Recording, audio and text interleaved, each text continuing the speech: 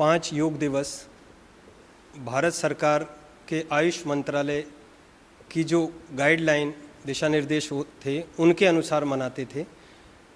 उसको भव्यता देने के लिए प्रत्येक ग्राम पंचायत स्तर पर, ब्लॉक स्तर पर और जिला स्तर पर बड़े आयोजन के रूप में और इसको भव्यता देते हुए हम योग दिवस को मनाया करते थे।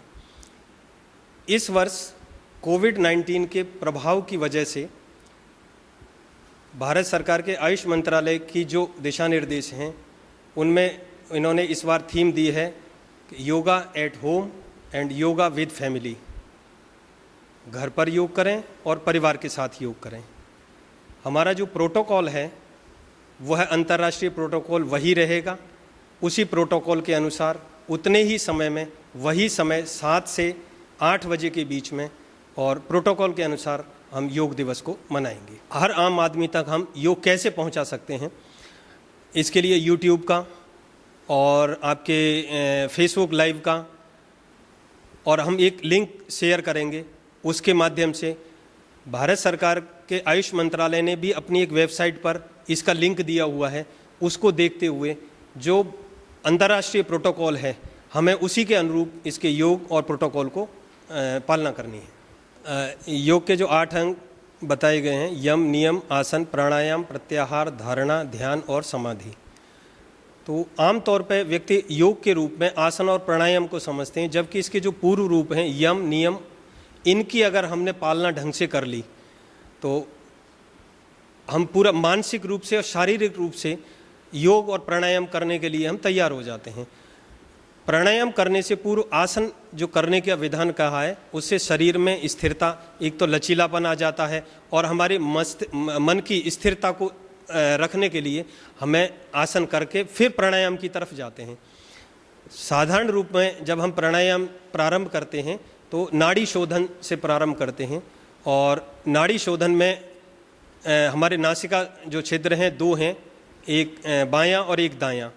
प्राणायाम की जब भी शुरुआत करते हैं तो बाएं नासिका रंध्र से करते हैं और दाएं नासिका रंध्र को अंगूठे से बंद करके धीरे धीरे श्वास को ग्रहण करते हैं, कुछ समय के लिए रोकते हैं, फिर दाएं नासिका छिद्र से उसको बाहर निकालते हैं। इसी प्रकार फिर दाएं से लेते हैं, थोड़ी देर रोकते हैं और बाएं से निकालते हैं। ये हमारा नाड़ी शोधन का अनुलोम विलोम प्राणायाम है जो बहुत साधारण है और हर किसी को कर लेना चाहिए। चूँकि ये ग्रीष्म ऋतु है, इन दिनों में बाह्य वातावरण में उष्णता ज़्यादा है, उष्णता, इसलिए शीतली प्राणायाम जिसमें अपनी जिह्वा को गोल नलिका के रूप में घुमावदार बना करके, टंग ट्विस्टिंग कहते हैं उसको, फिर इसका श्वास को ग्रहण करते हैं, कुछ समय रोकने के बाद नासिका रंध्र से बाहर निकाल देते हैं। 2 प्राणायाम इन दिनों में ये हैं। तीसरा भ्रामरी, उज्जाई प्राणायाम। इस तरह के जो साधारण प्राणायाम हैं इनको हमेशा करते रहने चाहिए। वैसे खास तौर पर अगर हम स्वस्थ हैं और हमें रोग प्रतिरोधक क्षमता बढ़ानी है, किसी भी तरह की व्याधि नहीं है, तो कपालभाति को भी हम उसका अभ्यास करते रहें तो ये और ज़्यादा उपयोगी हो। हम जब किसी भी योग से और कोई लाभ लेना चाहते हैं तो हमें आमूलचूल परिवर्तन करना पड़ेगा। हमारी दिनचर्या, ऋतुचर्या, रात्रिचर्या, इनको हमारे जो सिद्धांत हैं उनके आधार पर उनका पालन करते हुए आगे बढ़ें। फिर यम नियम का पालन करें। उसके बाद आसन करते हुए और जब प्राणायाम में प्रवेश करेंगे और जब ये हम सोचेंगे कि हमें किन्हीं रोगों से दूर रहना है या किसी रोग का इलाज के रूप में हमको आसन और प्राणायाम करने, तो उसकी रोग की गंभीरता और रोग की उत्पत्ति कितने दिन हुई है ये सब विचार करते हुए, लेकिन जब हम इस विधा से आगे बढ़ने लगेंगे तो हमारे अंदर एक सकारात्मक सोच पैदा होगी। उस सकारात्मकता को ये सोचते हुए कि अब हमने ये प्रारंभ किया है और हमारा रोग दूर होगा, तो परिणाम भी द्विगुणित होकर के आगे बढ़ने लग जाएगा। और मैं समझता हूँ कि अगर किसी ने 1 महीना इस तरह से योग को अपनाया तो फल उसको दिखने लग जाएगा और फिर इसकी प्रति रुचि बढ़ेगी और करते करते वो अपने रोगों से मुक्त भी हो सकते हैं। हमको ब्रह्म मुहूर्त में उठना चाहिए, शौच क्रिया से निवृत्त होकर के फिर हम इस योगाभ्यास की क्रिया को अपनाएं। किंतु आज स्थिति थोड़ी सी बदली है, हर किसी को अर्थ योग में प्रवेश करना है, सबको अर्थ चाहिए।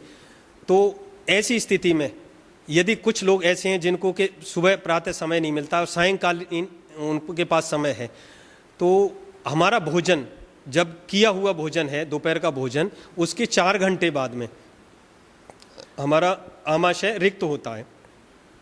उस समय पर हम सायंकालीन समय में भी योग को अपना सकते हैं और आसन और प्राणायाम को कर सकते हैं। योग करने से पहले प्रातःकाल अगर यदि आप योग करते हैं तो शौच क्रिया से निवृत्त होकर के और उस शौच क्रिया के आधा 1 घंटे बाद में हम योग प्राणायाम को प्रारंभ कर सकते हैं। इसी प्रकार सायंकालीन में प्रारंभ करने से पहले भोजन किया हुआ 4 घंटे बाद जब हमारा पच जाता है, आमाशय रिक्त होता है, उस आधा घंटे पहले कुछ भी खाएं नहीं और अपने योग कर सकते हैं।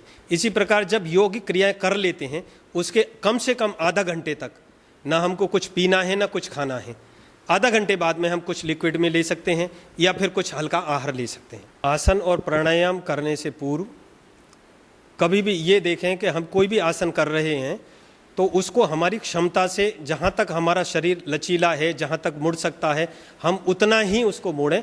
किसी भी दबाव में किसी भी आसन को करने के लिए दबाव नहीं बनाएं और उसको प्रेशर से नहीं करें। एक दूसरा, जब किसी आसन को हम कर रहे हैं तो उसकी अवधि कितनी होनी चाहिए, हमारे शरीर में किसी भी प्रकार का कोई तनाव नहीं आए, उस अवधि तक हमको करना है। आसन और प्राणायाम से पूर्व जो यम और नियम बताई गई हैं वह हमारी दिनचर्या और भोजन और इन सब पर है। उसमें मानसिक रूप से भी हमको तैयार होना पड़ेगा।